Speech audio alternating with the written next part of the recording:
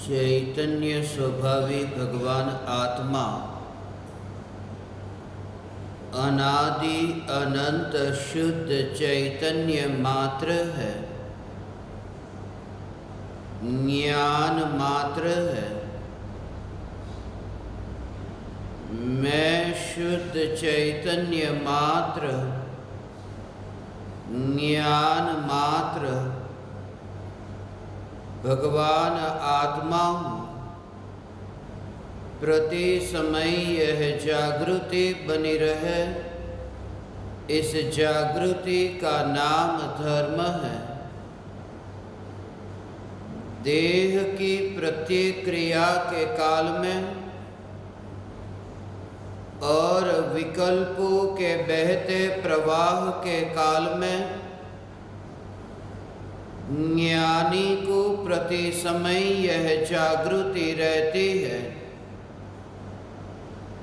कि मैं चैतन्य तत्व इस देह की किसी भी क्रिया में और विकल्पों के बहते प्रवाह में कहीं भी मिला नहीं हूँ। ऐसा शुद्ध चैतन्य तत्व मैं हूँ। प्रति समय स्वयं की शुद्ध चैतन्य सत्ता का बोध आत्म जागृति ही धर्म है। चैतन्य तत्व की स्व संवेदन प्रत्यक्ष निर्विकल्प अनुभूति होते ही देह होने पर भी देहातीत दशा प्रकट होती है। इतना ही नहीं, विकल्प होने पर भी विकल्पातीत दशा प्रकट होती है। चैतन्य तत्व की निर्विकल्प अनुभूति होते ही आत्मा में अतीन्द्रिय आनंद का सागर उछलता है। फिर भी ज्ञानी की दृष्टि उस अतीन्द्रिय आनंद के सागर की ओर भी नहीं जाती और दृष्टि चैतन्य तत्व पर ही टिकी रहती है। यह चैतन्य तत्व ही मैं हूँ। चैतन्य तत्व की निर्विकल्प अनुभूति होते ही ज्ञान दीपक प्रज्वलित होता है। ज्ञान दीपक प्रज्वलित होते ही ऐसी यथार्थ श्रद्धा होती है कि मैं त्रिकाल प्रज्वलित ज्ञान दीपक हूँ। चैतन्य ज्योति की सत्ता के अतिरिक्त देह रूपी मिट्टी और रागादि विकारी भाव रूपी धुएं में कहीं भी फैला नहीं हूँ। चैतन्य तत्व की निर्विकल्प अनुभूति होते ही ज्ञानी स्वयं को राख की दीवार का पड़ोसी मानता है और मोक्ष मार्ग का मुसाफिर जानता है।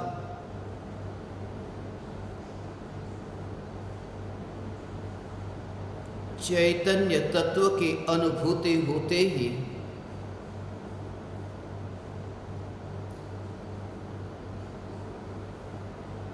अपूर्व धन पाया, अपूर्व रत्न पाया, सम्यक दर्शन, सम्यक ज्ञान, सम्यक चारित्र रूपी रत्न को पाया।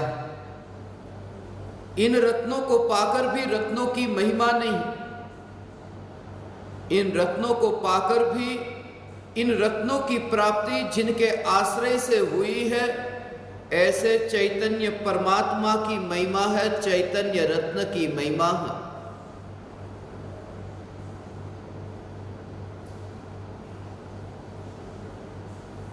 प्रत्येक अज्ञानी जिनके पास वर्तमान में भी वह रत्न है, वह रत्न स्वयं से दूर नहीं है, क्योंकि वह रत्न है, वह मैं ही हूं। और यही वजह है कि इस रत्न को पाने के लिए एक कदम भी यात्रा नहीं करनी पड़ती, क्योंकि यात्रा उसकी और करनी पड़ती है जो हमसे दूर हो। कदम आगे वहां बढ़ाने पड़ते हैं जो ध्येय हमसे दूर हो। यहां तो अनुभूति होती है कि सिर्फ पहचान होती है कि मैं स्वयं चैतन्य रत्न कि साधक को साध्य की प्राप्ति हुई। मुट्ठी में ही रखा हुआ धन जिसकी पहचान हुई कि धन की प्राप्ति हुई। धन को पाने के लिए कहीं जाना न पड़ा, और यह तो परम धन है। जिन्होंने पाया वो कभी छूटता नहीं है। यह धन ऐसा है जो आंखों से दिखता नहीं है और पाने के बाद छूटता नहीं है। यह धन ऐसा है कि जैसे तुम कहां से कहां पहुंच गए। तुम जैसे किसी व्यक्ति को देखो, क्या तुम ज्ञानी को कभी उस नजरिए से देख सकते हो? जिस व्यक्ति को तुमने मांस की दुकान पर बैठा हुआ देखा हो, जिस व्यक्ति को तुमने कसाई के रूप में देखा हो, और वही व्यक्ति रत्न के भंडार के साथ बैठा हो, तुम्हें कैसा चमत्कार लगे, आश्चर्य लगे। प्रत्येक ज्ञानी की वही स्थिति है। चमड़े से मुक्त होकर चैतन्य की यात्रा। कहां बैठे थे चमड़े की दुकान में, कहां बैठे थे मांस की दुकान में। अब मांस की दुकान में नहीं, अब चैतन्य महल में है। और जिस चैतन्य महल में है, उस चैतन्य महल में शोभायमान हो रहे हैं रत्न। ये तीन रत्न, सम्यक दर्शन, सम्यक ज्ञान और सम्यक चारित्र, इन्हें रत्न कहा, इसलिए इन्हें रत्नत्रय कहा। इसलिए मोक्ष के मार्ग के लिए सम्यक दर्शन, सम्यक ज्ञान, सम्यक चारित्र, इन तीनों की एकता, ये एकता, उस एकता का नाम मोक्ष मार्ग है। ये रत्न की प्राप्ति के लिए आचार्य कुंद कुंद देव ने एक महान ग्रंथ की रचना की। इस ग्रंथ का नाम है रयणसार। रयण का अर्थ होता है रत्न। इस जगत में यदि कोई सारभूत है तो वह रत्न है, और वह रत्न सम्यक दर्शन, ज्ञान, चारित्र रूपी रत्न है। रत्न ही सारभूत है, और वह रत्न भी जिसके आश्रय से प्रकट होता है, वह रत्न तो एक है, चैतन्य रत्न।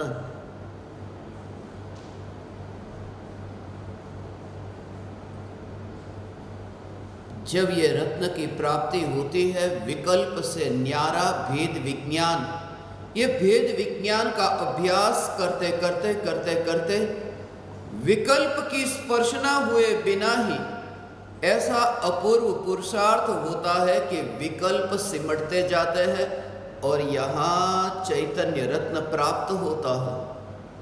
यह तत्व विचार से विकल्प पर प्रहार होता है। यह प्रहार भी अचानक नहीं दिखाई देता जो परिवर्तन आता है।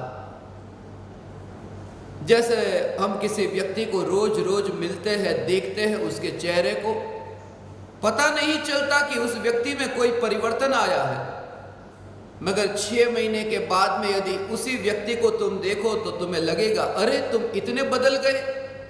यदि वही व्यक्ति तुम्हारे सामने रहे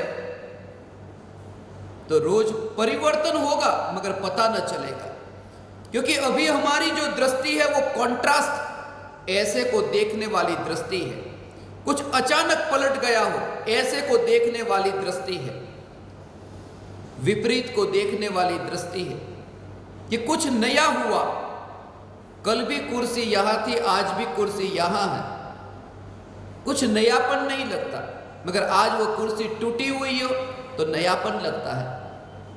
हमारी नजर ऐसी है और यही वजह है कि तुम्हें तुम्हारे भीतर ये जो ज्ञान दीपक प्रज्वलन आत्म साधना का शुभारंभ हुआ है, ये जो तुम्हारी यात्रा शुरू हुई है, तुम्हें अभी पता न चले मगर अंतर में ये चैतन्य तत्व के चिंतन से यदि तुम्हारे भीतर ये हकार आता है कि सत्य तो यही है, फिर तुम्हारी वेवलेंथ मिली और ये वेवलेंथ मिलना बहुत जरूरी है।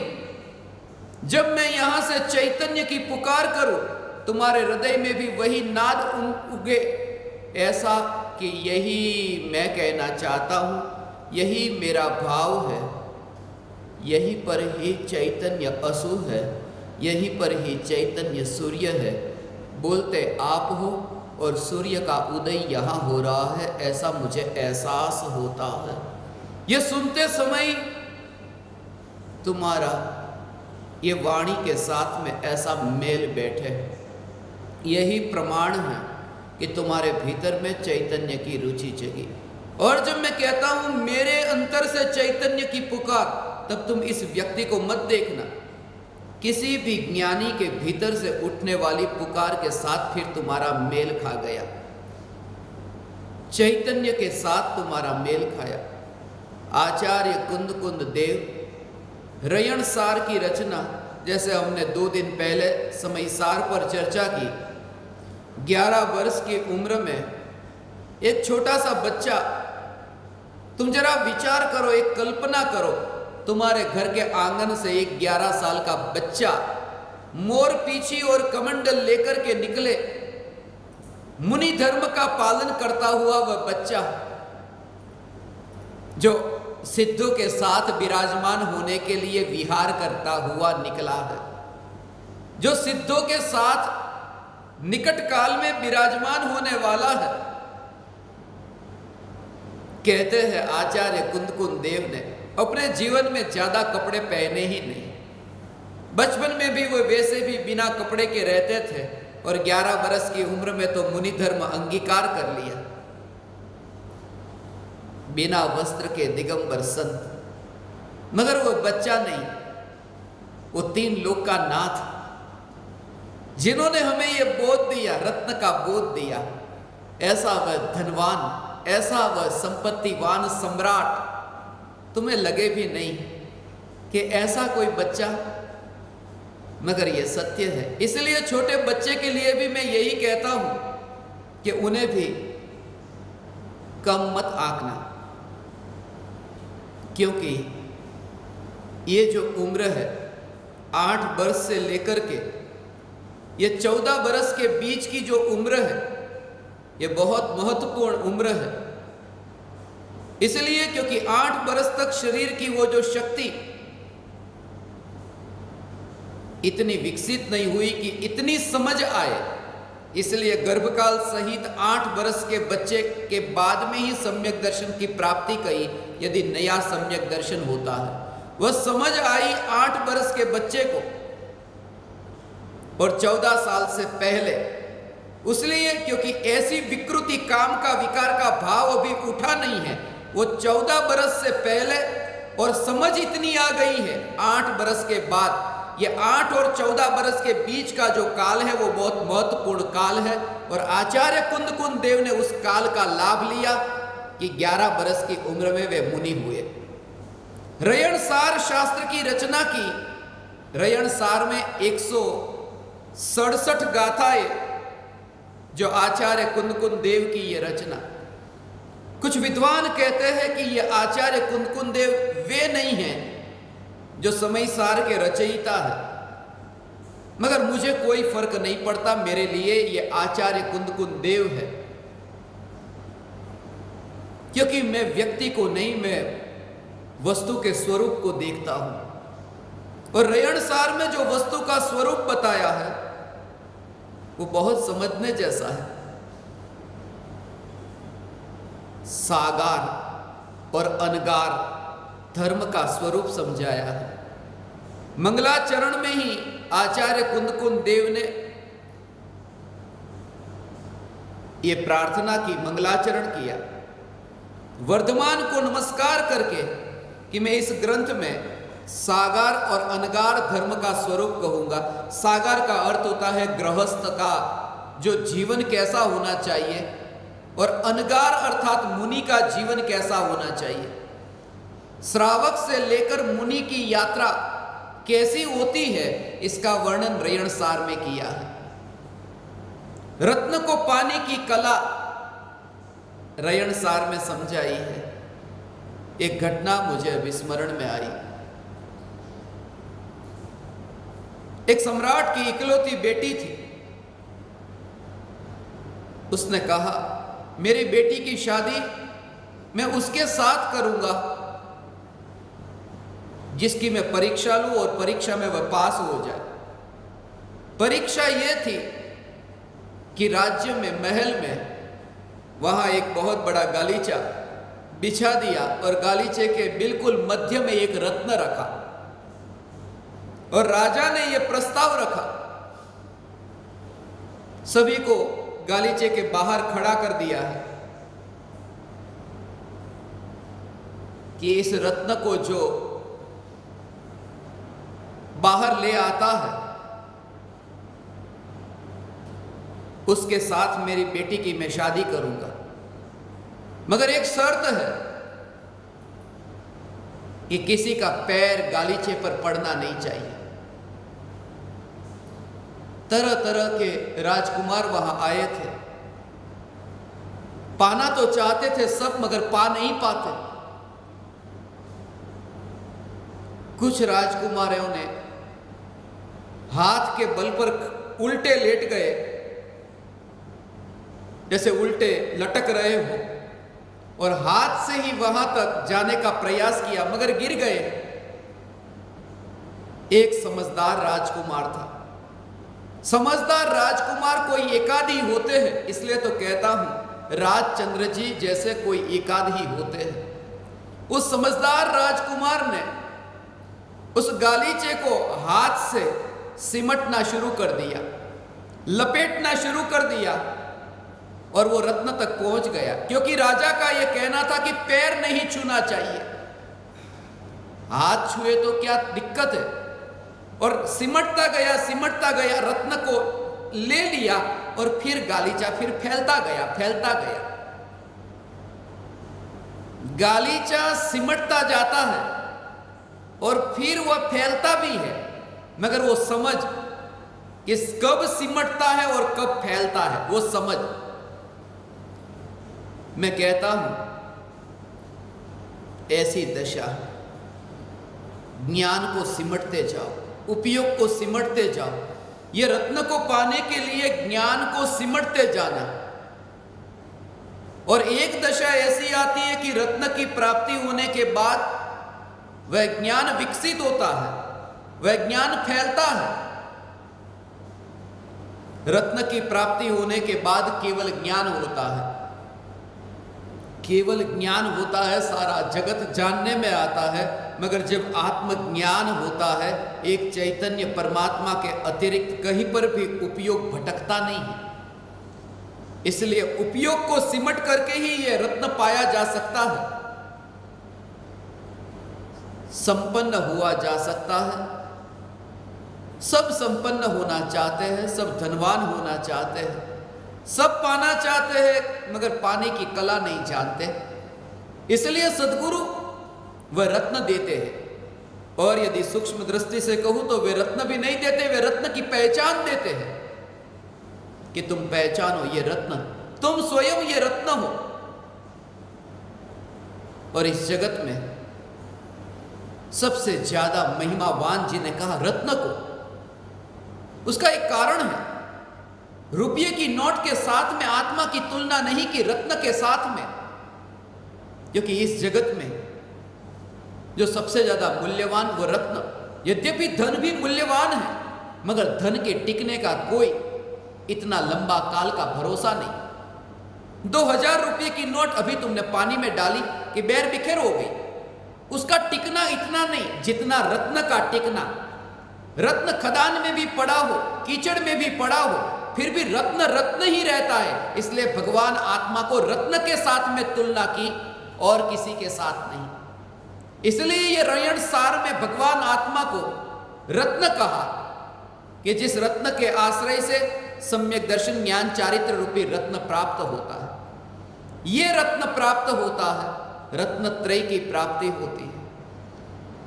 मगर उसके लिए एक अनिवार्य रूप से यह शर्त है कि इस रत्न को पाने के लिए तुम्हें उस राग को छोड़ना होगा। परम कृपालु देव ये कहते थे, ये कैसे मूर्ख, तुम्हें राग की जरूरत पड़ी और तुम्हें और कोई न मिला, रत्न ही मिला। राग की दीवार का पड़ोसी में मैंने लिखा कि कैसे है मूर्ख इस गली गली में जो राग की चाहत थी, राख चाहिए थी, तुम्हें राख की जरूरत पड़ी तो यहां कागज का टुकड़ा था, जला देते, राख मिल जाती। कोई व्यक्ति लकड़ी को जला दे, राख ही चाहिए ना। मगर ऐसे मूर्ख जो रत्न को जला करके राख को पाना चाहते हैं। और यह प्रत्येक अज्ञानी की यह स्थिति है कि चैतन्य रत्न को जलाकर, विकल्प की आग में स्वयं को जलाकर राख को पाना चाहते हैं, अर्थात देह में तन्मय होना चाहते। ये देह माने राख और चैतन्य रत्न आत्मा में लीन न होकर के विकल्पों की आग में जल करके ये राख को पाना चाहते हैं। ये मूढ़, ये मूर्ख। मुझे एक घटना अभिस्मरण में आई। आपने नाम सुना होगा,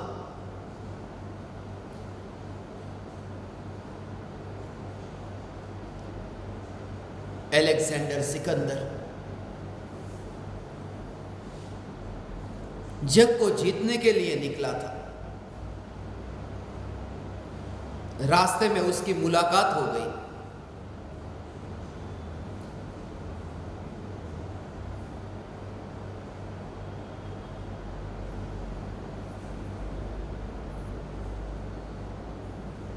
मुलाकात हुई,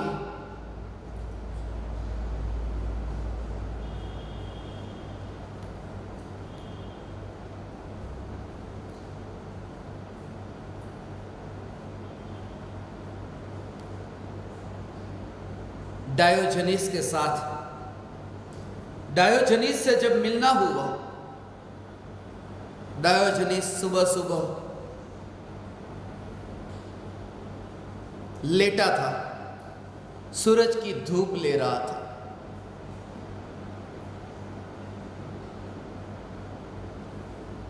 सिकंदर ने जब डायोजनीस को देखा, पहली बार ऐसे व्यक्ति को देखा था, इतना आनंदित, इतना प्रफुल्लित ऐसा व्यक्ति सिकंदर ने कभी नहीं देखा था। जैसे ही वो वहां आकर के खड़ा रहा, डायोजनीस ने पूछा कि कौन हो तू? सिकंदर कहता है, पहचाना नहीं? इस दुनिया का सबसे महान व्यक्ति मैं हूं। डायोजनीस एक कुत्ते के साथ रहता था। उसने कुत्ते से बहुत प्रेरणा ली। एक कुत्ता भी आदमी को बहुत कुछ सिखाता है। उसने कहा, मनुष्य इतना कमजोर है जिसकी कमजोरी कुत्ते भी पहचानते हैं। इसलिए देखते हो ना, कुत्ता थोड़ी सी पूंछ हिलाता है कि मनुष्य खुश होता है। कुत्ता भी जानता है कि मनुष्य इतना कमजोर है कि हमारी पूंछ हिलाने से वो खुश हो जाएगा। डायोजनीस कुत्ते को साथ में रखता। कुत्ते भी इतने समझदार हैं। मालदीव्स में हुल्लू माले, जहां मैं उतरा था आत्मसिद्धि शास्त्र मिशन के दौरान, और वहां मैं दिवेही भाषा बोलता था, तब वहां के इमिग्रेशन ऑफिसर्स, उन्होंने मुझे रोक लिया कि ऐसा कैसे हो सकता है, इस देश की धरती में पहली बार उतरकर यहाँ की भाषा बोलते हो। फिर तो लंबा वहां पर विवाद जैसा हुआ। उन्होंने कुत्ते को बुलाया, डॉग स्क्वाड, और तब मैंने उनको कहा था अंत में कि मैं 11 को गोद दूंगा। उन्होंने कहा यहां तो 10 है, 11 कहां? मतलब वो कुत्ता है, कुत्ते को भी मैं गोद दूंगा। कुत्ते को क्या समझ? तब मैंने कहा था कि कुत्ते को उतनी समझ है जितनी आप सभी को नहीं है। आप में वो समझ नहीं है, यदि वो समझ होती तो कुत्ते को क्यों रखते? कुत्ते में कुछ ऐसा है जो आप में नहीं है। डायोजनीस अपने साथ में कुत्ते को रखता। जब सिकंदर ने डायोजनीस को कहा कि मैं सबसे महान व्यक्ति हूं, अरे कुत्ते किधर है, आ बाहर। कुत्ता बाहर आया। ये देख इस दुनिया का सबसे मूर्ख। डायोजनीस ने सिकंदर को कहा कि देखो, ये कुत्ते भी कभी ऐसी भूल नहीं करते जैसी भूल तुम करते हो कि दुनिया का सबसे महान मैं हूं। कुत्ते भी ऐसा बोलते नहीं कभी कि मैं ही दुनिया का सबसे महान व्यक्ति हूं। सिकंदर ने जब यह सुना, तलवार निकाली। डायोजनीस ने कहा इस तलवार को भीतर ही रख दो। तलवार तो उनके लिए होती है जो मौत से डरते हैं, और तुम्हारे हाथ में यह तलवार शोभा नहीं देती, बच्चे लग रहे हो, तलवार को भीतर ही रख दो। पहली बार सिकंदर से किसी ने ऐसे बात की थी। आज तक किसी की हिम्मत नहीं कि सिकंदर से कोई ऐसी बात करे। यहां सुबह सुबह क्या कर रहे हो? मैं अपनी मस्ती में, यहां अपनी मौज में बैठा हूं। डायोजनीस ने कहा ऐसा व्यक्ति, सिकंदर कहता है ऐसा व्यक्ति मुझे कभी जीवन में नहीं मिला था। मैं आपके लिए क्या कर सकता हूं? डायोजनीस ने कहा सिर्फ इतना कर दो कि मैं सुबह सुबह ये जो धूप ले रहा था, तुम बीच में आकर खड़े रह गए हो, तुम आड़ बन रहे हो, थोड़े एक और चले जाओ, इतना ही करो तो बहुत है। और एक बात याद रखना, किसी पर यदि प्रकाश पड़ता है तो तुम बीच में मत आना। सिकंदर को यह बात बहुत छू गई, किसी की आड़ में। आज पहली बार सिकंदर को यह एहसास हुआ था जैसे ऊंट पहाड़ के पास आ गया हो। अहंकार खंड खंड हुआ था। सिकंदर ने तब ऊपर देखा और प्रार्थना की कि हे परमात्मा, यदि अगली बार तू मुझे बनाए तो सिकंदर मत बनाना, डायोजनीस बनाना। और डायोजनीस ने भी कहा कि हे परमात्मा, तू मुझे अगली बार यदि बनाए तो सिकंदर तो बनाना ही मत, इससे बेहतर कि कुछ भी मत बनाना, मगर सिकंदर तो मत ही बनाना। डायोजनीस ऐसा फकीर पूछा कहां जा रहे हो? सिकंदर ने कहा रत्नों को पाने, जग को जीतने, वैभव को पाने के लिए जा रहा हूं। भारत को जीतने जा रहा हूं, फिर चीन को जीतूंगा, किसी को न छोड़ूंगा, मैं जग को जीतने निकला हूं।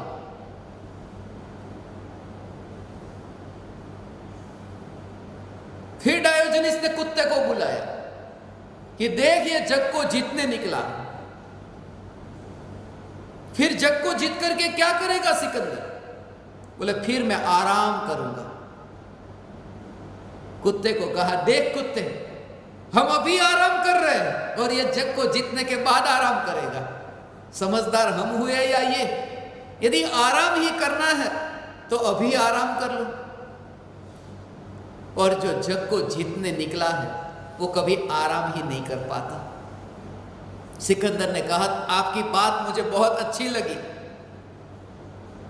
मैं आऊंगा। डायोजनीस ने कहा अभी आ जा, अभी जगह है मेरे झोपड़े में, तुम भी समा सकते हो, आ जाओ। झोपड़ा छोटा है फिर भी तुम समा सकते हो। अक्सर ऐसा होता है, गरीब के झोपड़े में बहुत समा जाते हैं, अमीर के महलों में नहीं समा पाते। अमीर का महल बहुत छोटा पड़ता है, अमीर के महल में एक भी बड़ी मुश्किल से समाता है, अमीर के महल में एक भी बड़ी मुश्किल से नहीं समाता। इसी वजह से तो अमीर दौड़ता है, भागता है, क्योंकि वो समा नहीं पाता, उसे और चाहिए।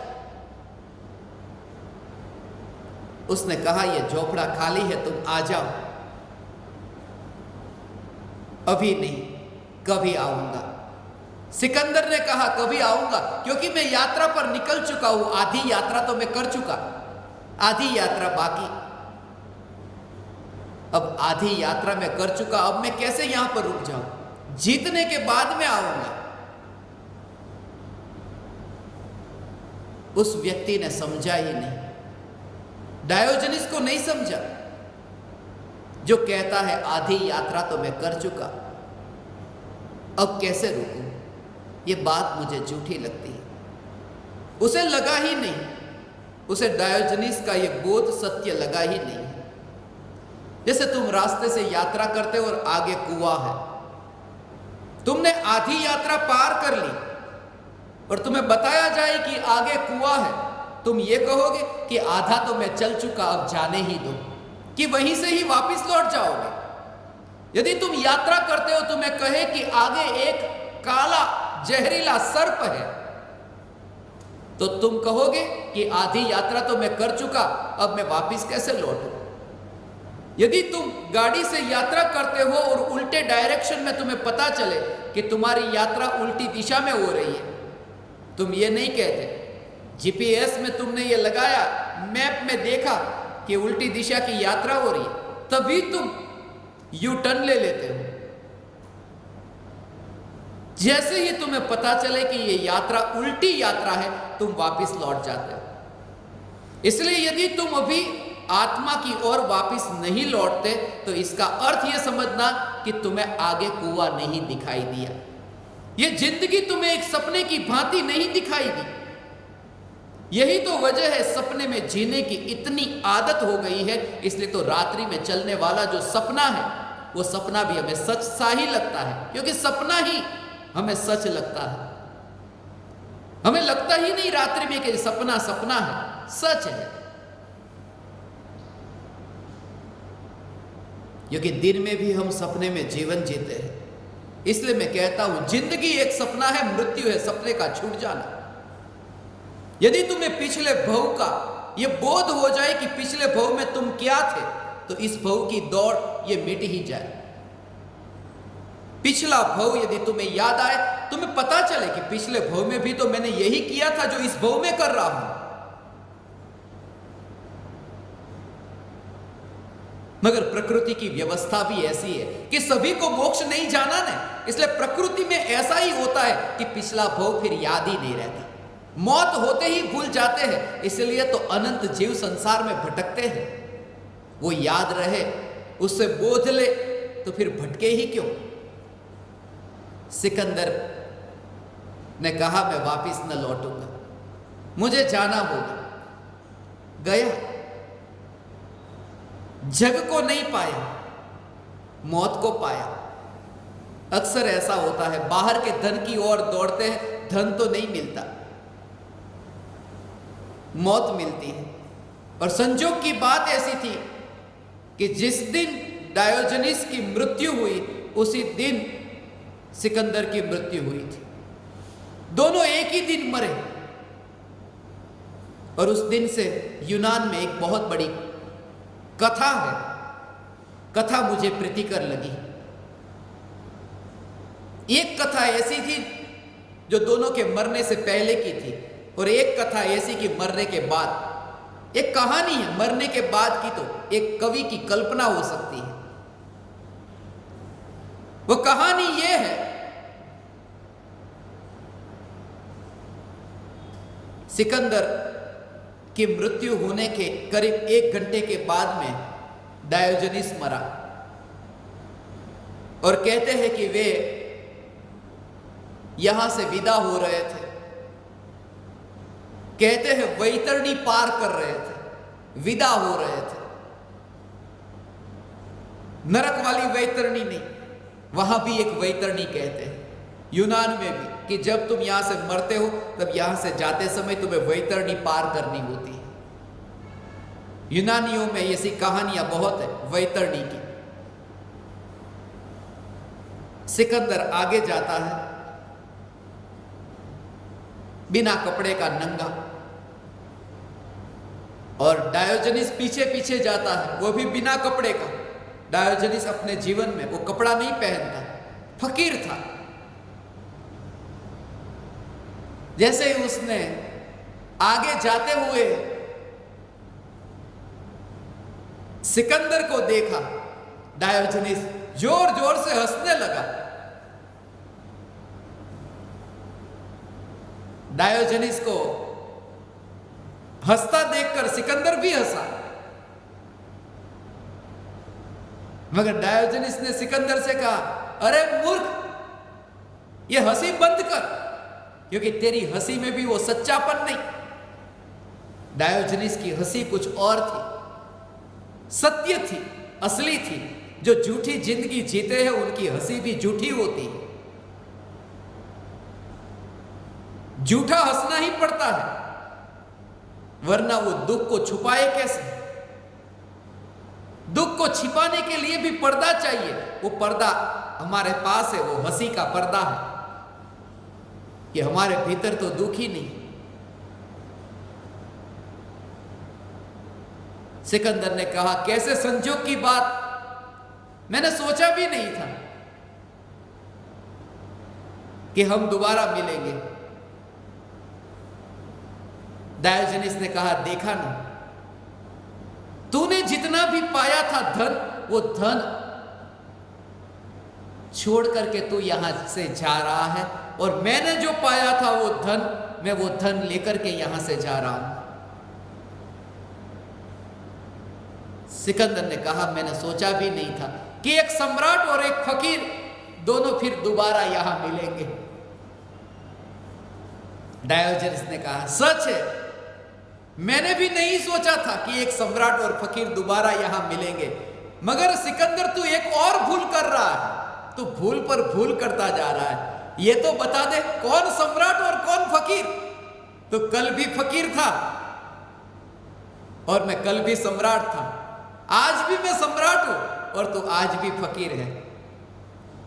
मैंने वो धन पाया, मैं इस रत्न को पढ़ता हूं, रयनसार को पढ़ता हूं। तुम ऐसे धन को पाओ कि मौत भी जिसे छीन न सके। वो है चैतन्य की मस्ती, और उस मस्ती की शुरुआत यहां सत्संग से होती है। रयनसार आचार्य कुंदकुंद देव रयनसार में मिथ्या दृष्टि और सम्यक दृष्टि में ये भेद बताते हैं।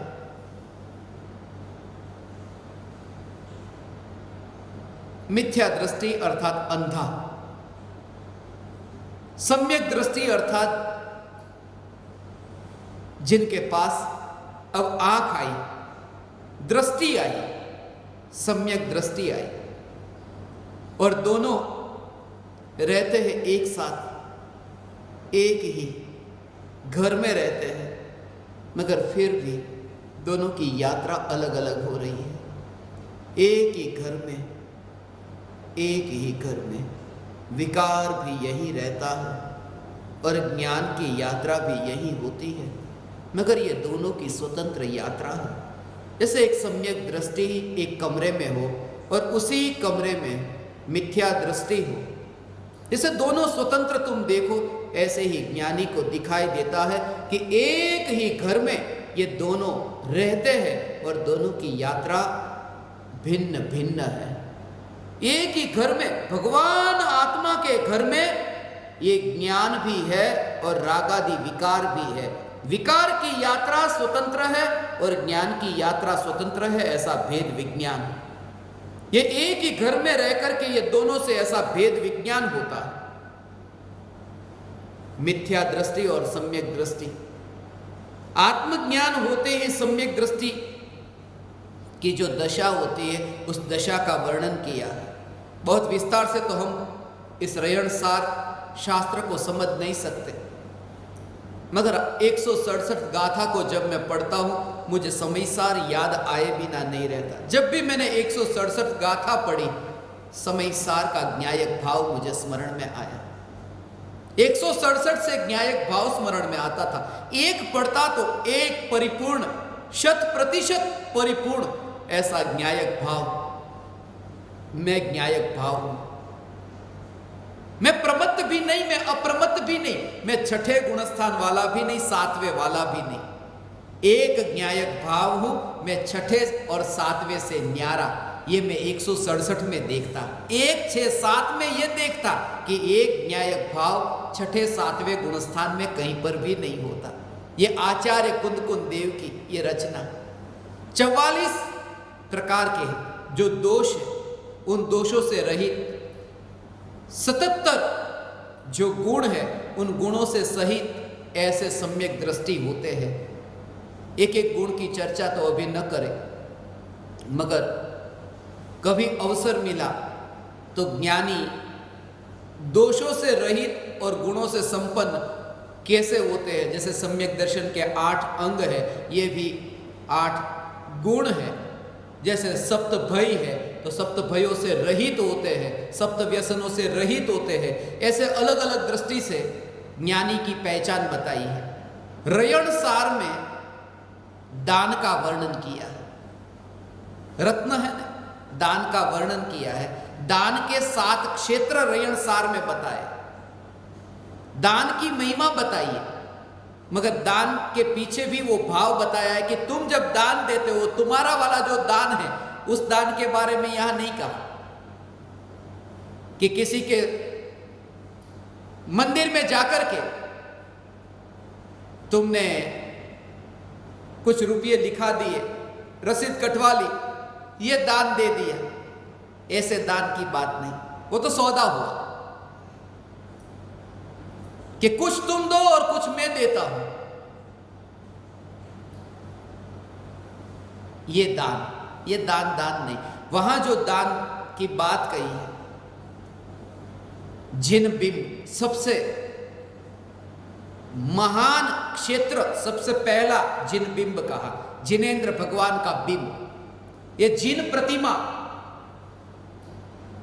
इसलिए तो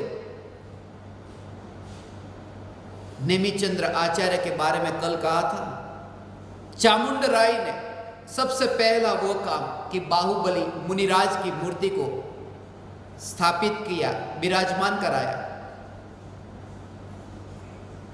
और मुनिराज की मूर्ति वहां जो आप श्रवण बेलगोला में देखते, वो बाहुबली भगवान की नहीं है, मुनि की मूर्ति है।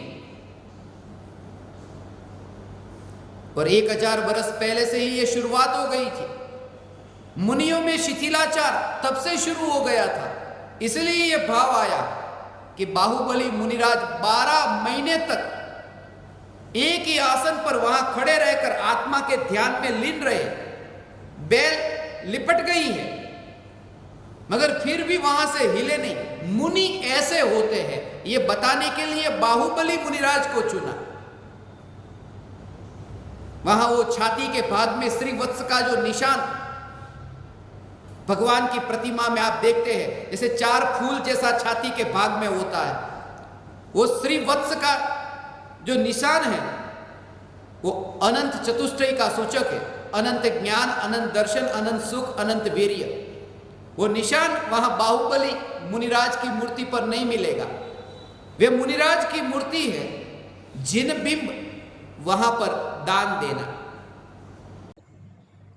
जिन मंदिर में दान देना, जिन यात्रा में दान देना, पंच कल्याणक में दान देना,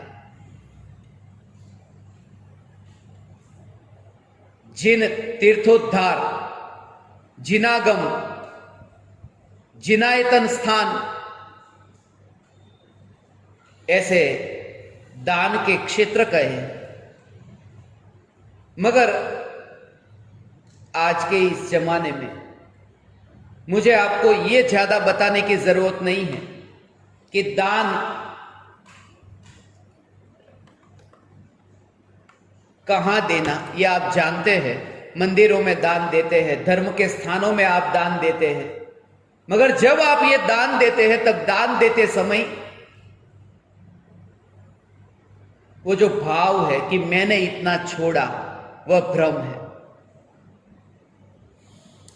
दान का अर्थ है ग्रहण भी नहीं और त्याग भी नहीं।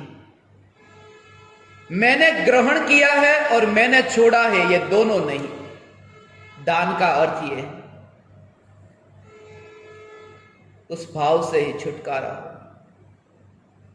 सिक्के की दोनों बाजू को छोड़ना होता। जब तुम सिक्का देते हो तब एक बाजू को तुम छोड़ने को तैयार हो और एक बाजू को नहीं छोड़ते, ऐसा नहीं। सिक्के की दोनों बाजू, मैंने ग्रहण किया है और मैंने छोड़ा है, वो दोनों प्रकार के भावों से छुटकारा हो। रयण सार में जो दान का वर्णन है, भोगने वाले को भी दुनिया याद नहीं रखती, त्यागने वाले को भी ये दुनिया याद नहीं रखती।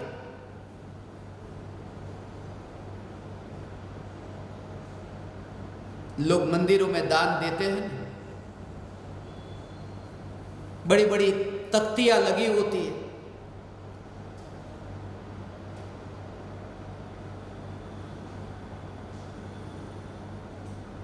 एक जगह की घटना मुझे अभी स्मरण में आई। एक व्यक्ति दान देने गया था मंदिर में। उसने वहां के अधिकारी को पूछा कि दान देना है, दान के बदले में आप क्या देंगे? बोले ज्यादा से ज्यादा आपको रसीद देंगे।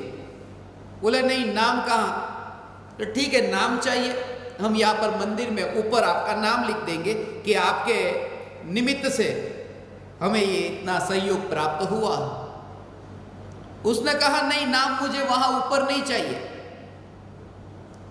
यहां सीढ़ी पर नाम चाहिए। जो सीढ़ी चढ़ते हैं कि जो लोग मंदिर में ऊपर भगवान के पास जाए तो यहां ऊपर कौन देखता है, सीढ़ी पर नाम होगा। इसलिए बहुत सी जगह तुमने देखा हो सीढ़ियों पर नाम रहता है। उस व्यक्ति ने कहा ठीक है, अब तेरा नाम वहीं पर ही लिखेंगे। हम तुझे कितना ऊंचा विराजमान करना चाहते थे, मगर तू लोगों के पैर की ठोकर खाना चाहता है, अब तू वहीं पर ही रहे। वे लिखते थे नाम ऊपर,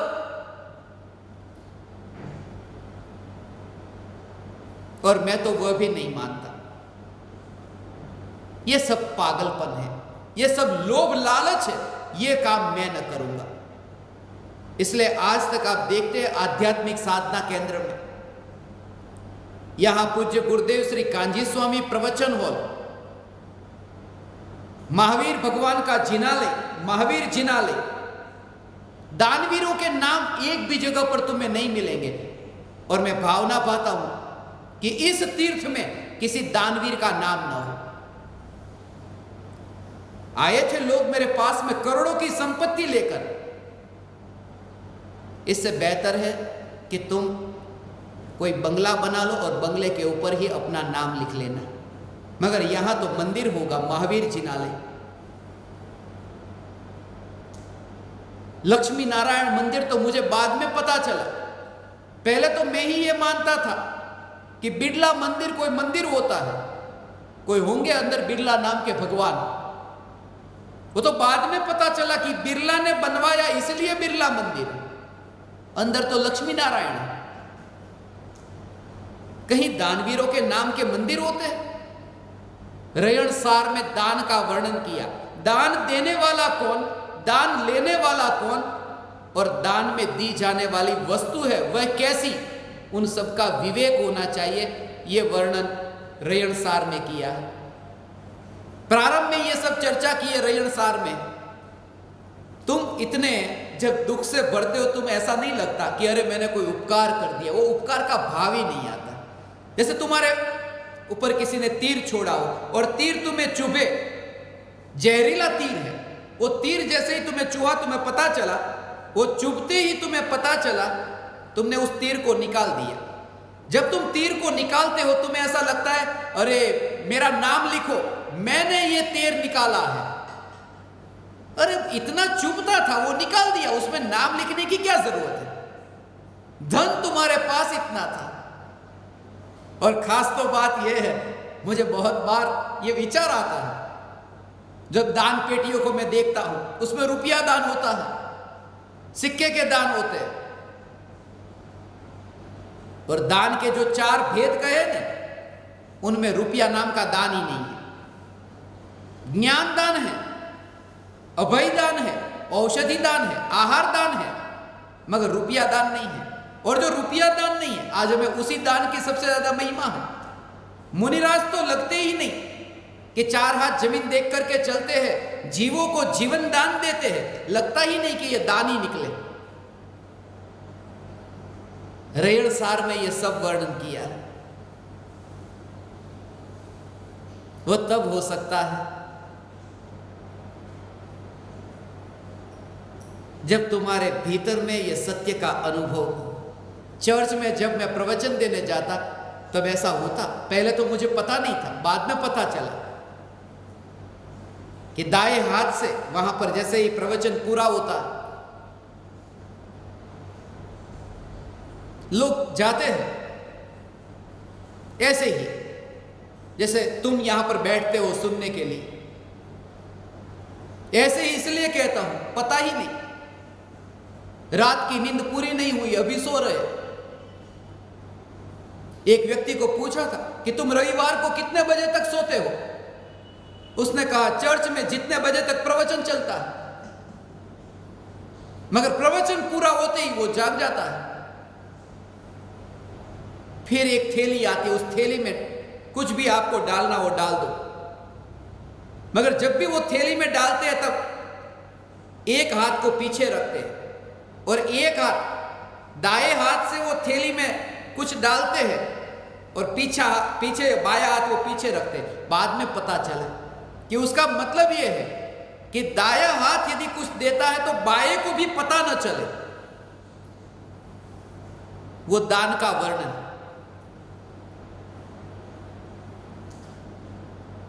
रामकृष्ण के पास में एक व्यक्ति आया था। उस व्यक्ति को रामकृष्ण ने कहा, उसने कहा मुझे पाना है, धर्म को पाना है, परमात्मा को पाना है। उसे कहा 1000 अशर्फिया छोड़ दो, तुम 1000 रत्न को तुम छोड़ दो और ये तालाब देखते हो, तालाब में फेंको। वो लेकर आया, 1000 रत्न को लेकर आया, फेंकने को तैयार हो गया। थैली में देखता है कौन सा सबसे छोटा है। 1000 छोड़ने को तैयार है, गिनती भी करता जाता है, छोटा कौन सा है देखने जाता है। तुम्हारा त्याग, तुम्हारा दान ऐसा है। रत्न को पाना चाहते हो मगर रत्न को छोड़ते हो गिन गिन करके। और अंदर में यह भाव है कि यदि मैं न हो तो उनका काम कैसे होता। मैंने ये दान न दिया होता तो मंदिर कैसे बनता। मैंने ये दान न दिया होता तो ये प्रवचन हॉल कैसे बनता। ये भ्रम है तुम्हारा, इस भ्रम से छुटकारा हो। पूज्य गुरुदेव श्री कान्जी स्वामी कहते थे, गांधी जी ने अपने जीवन में बहुत बार उल्लेख किया, मैंने सुना है लोगों से कि गांधी जी कहते थे काठियावाड़ना एक संत हता जे मने मूढ़ कहता था। मुझे मूढ़ कहने वाले एक संत थे काठियावाड़ के। वही पूज्य गुरुदेव श्री थे। मूढ़ है और ये बड़ा मूढ़। छोटा मूढ़ तो अच्छा कि वो कहता है मैं घर चलाता हूं, मैं दुकान चलाता हूं। ये तो इतना बड़ा मूढ़ है, कहता है मैं देश को चलाता हूं। इससे बड़ा मूढ़ कौन। ऐसा अब कैसा झटका लगे तुम सोचो। सिकंदर को कोई फकीर कहे और भारत के राष्ट्रपिता को कोई मूढ़ कहे, मगर मैं तुमसे कहता हूं ज्ञानी ये नहीं देखते कि कौन है सामने। सत्य ये है, सत्य ये रहना यहां थोड़े काल के लिए, और असत्य वैसे भी मौत तो आगे है ही, तो असत्य बोल करके मरना उससे बेहतर तो सत्य ही बोलो। ये चैतन्य की पुकार, ये गुरुदेव की पुकार, चैतन्य की पुकार।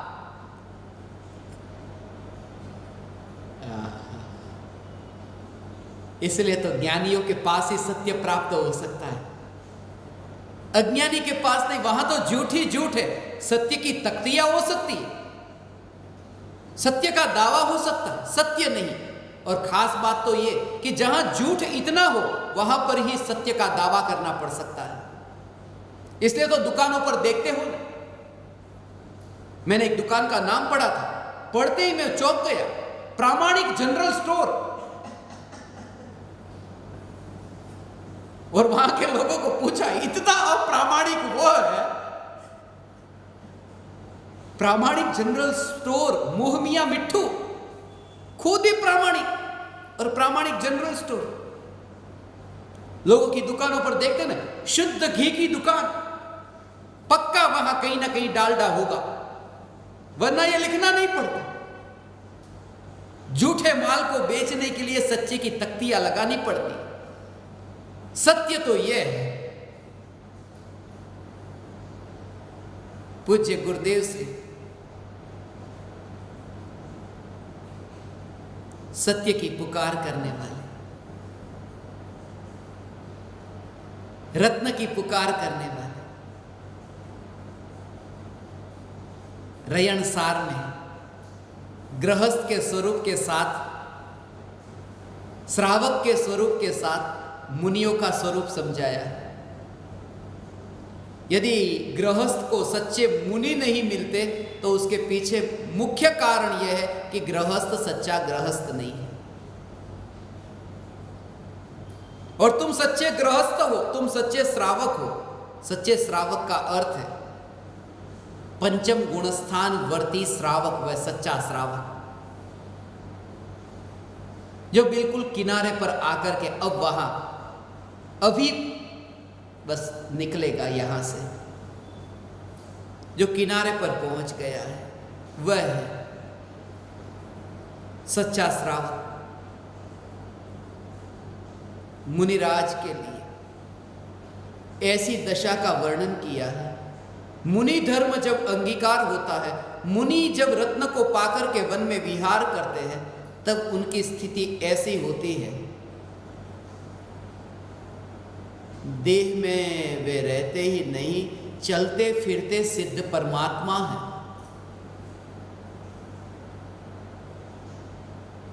ऐसी स्थिति, वो दशा कैसी होगी तुम उसका विचार करो।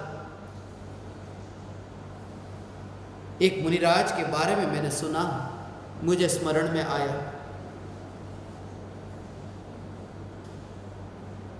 मुनिराज रास्ते से यात्रा कर रहे हैं, किसी व्यक्ति ने देखा, उस व्यक्ति ने कहा मुनि से, अंगारा था जलता और मुनि का पैर उस अंगारे पर पड़ा।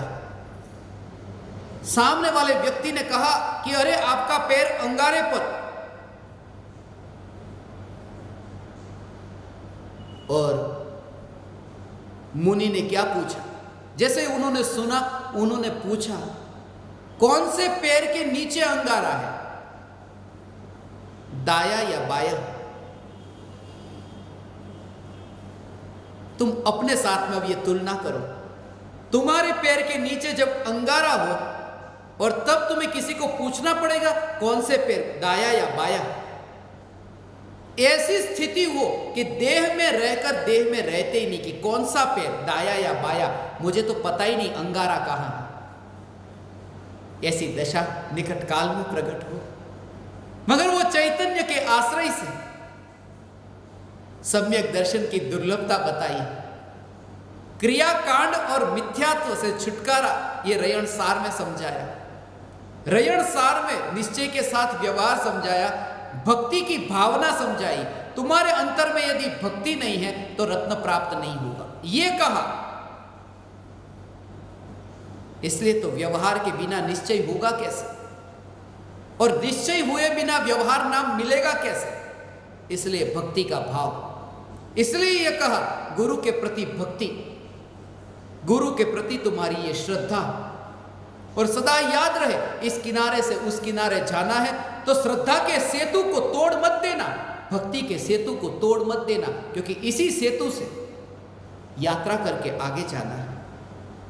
भक्ति तो होगी मगर भक्ति में भेद विज्ञान होगा, भक्ति में तुम्हें भेद विज्ञान हो। रयण सार में मुनिराज का स्वरूप समझाया, मगर ऐसे मुनि का वर्णन भी किया है कि जिन्हें ज्ञान नहीं है और ज्ञान के बिना जो वस्तु का त्याग कर देते हैं, वो पहले धन का अहंकार था, बाद में अब त्याग का अधिकार है। अहंकार है कि मैं त्यागी, अक्कड़ता उतनी ही रहती है। मुनि आहार लेते हैं तो मुनि के आहार में किस प्रकार की शुद्धि हो, कैसे गृहस्थ के पास जाकर वहां आहार लेना, आहार की शुद्धि, निरंतराय आहार कैसा होता है, वो वर्णन भी रयण सार में किया है। रात्रि भोजन का दोष रयण सार में समझाया, मगर गुरुदेव तो ये कहते हैं रात्रि भोजन सबसे बड़ा दोष। सम्यक दर्शन हो और रात्रि में भोजन, थोड़ा झटका लगे सम्यक दृष्टि को। रात्रि भोजन का त्याग नहीं हो, यह भी हो सकता है, मगर उस भाव को समझना। कोई पशु है, सम्यक दृष्टि है, रात्रि में भोजन करता है, उसे पता नहीं अब दिन और रात, वहां तो रात्रि में भी भोजन हो सकता है। जानवर भोजन करे, रात्रि में भोजन करे, और गृहस्थ मनुष्य हो तो भी, इसके लिए कहता हूं ना, सम्यक दृष्टि मां हो और उसका 6 महीने का बेटा हो, रात को दूध मांगता है, आधी रात को मां उस बच्चे को दूध पिलाएगी, रात्रि भोजन कराएगी, और करना, कराना, अनुमोदना करना, तीनों का पाप कहा है, तीनों में दोष कहा है। तो रात्रि भोजन कराया है उस मां ने, और कराना चाहिए कि नहीं, उस भूमिका में कराना चाहिए। मगर मैं ये कहता हूं रात्रि भोजन का त्याग, रात्रि भोजन नहीं हो सकता, रात्रि में भोजन नहीं हो सकता। उसका भाव मैं ये देखता हूं कि मिथ्यात्व की जो घनी अंधेरी रात है उसमें भोजन नहीं हो सकता, उसमें पानी भी नहीं पिया जा सकता, पानी भी नहीं पिया जा सकता। पानी, जब पानी नहीं पिया जा सकता तो अमृत कैसे पिया जा सकता है? मैं ये कहना चाहता हूं मिथ्यात्व ये रात्रि है और भोजन है अमृत का। अमृत का रसपान मिथ्यात्व की रात्रि में नहीं हो सकता, और वो त्याग कर दिया। अर्थात कि जो चाहना थी कि मिथ्यात्व के साथ में अमृत को पीऊं, आत्मा को अनुभव करूं, वो त्याग कर दिया। अर्थात अब दिन में ही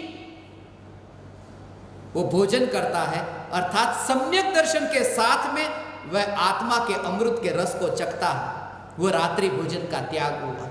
ये रयण सार की वह दृष्टि है। रयण सार में बहिरात्मा, अंतरात्मा, परमात्मा का वर्णन किया।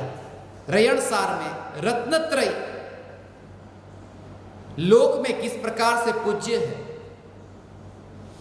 पूज्य है। ये पूज्य कहने में कोई दोष न आना चाहिए, भाव समझना, पूज्यता का भाव। इसलिए कुछ लोग कहते पूज्य गुरुदेव श्री कांजी स्वामी, उन्हें पूज्य मत कहो। ये मुनि थोड़ी ना थे, ये व्रती थोड़ी ना थे, पूज्य नहीं।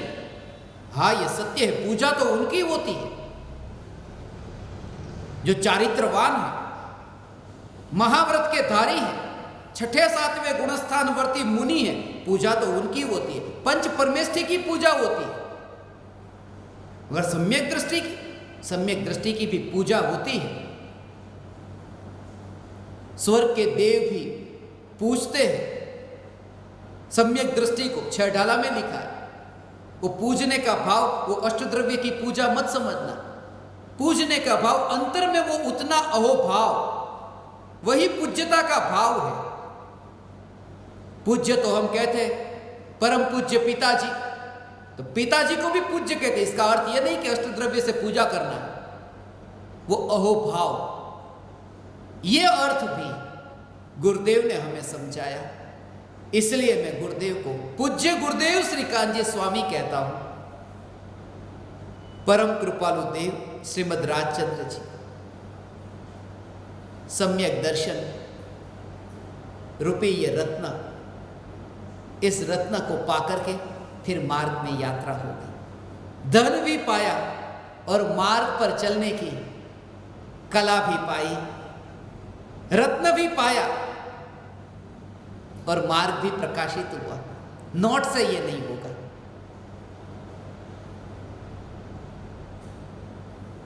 $2000 की नोट लेकर के रास्ते में यात्रा नहीं कर सकते, घना अंधेरा है। ये भी तो धन है। सोना चांदी लेकर के, ये भी धन है, मगर रास्ते में तुम यात्रा नहीं कर सकते। रत्न ऐसा धन है कि जिसे लेकर तुम यात्रा कर सकते हो अंधेरे में, क्योंकि रत्न मूल्यवान तो है मगर रत्न प्रकाशित भी है, इसलिए वो प्रकाश भी रास्ते पर प्रकाश देता है। नोट ये प्रकाश नहीं दे सकती, इसलिए ये रत्नत्रय कहा। सम्यक दर्शन ज्ञान चारित्र को रत्न कहा, जिससे मोक्ष मार्ग प्रकाशित होता है, जिससे मोक्ष मार्ग दिखता है कि यात्रा कैसे करनी है। धन भी पाया और दीपक भी पाया, रत्न भी पाया और रत्न में दीपक भी पाया, ज्ञान भी पाया और दीपक भी पाया। हे ज्ञान दीपक, मैंने इसलिए तुम्हें ज्ञान दीपक कहा। आप समस्त ज्ञान दीपकों ने इस पामर को सुनकर सत्संग करने का अवसर दिया। मेरा इतना समय सत्संग में रहा, ऋण रहा आप परमात्माओं का। मैं आप समस्त परमात्माओं को मैं हृदय के अंतःकरण से प्रणाम करता हूं। मेरे प्रणाम स्वीकार कर।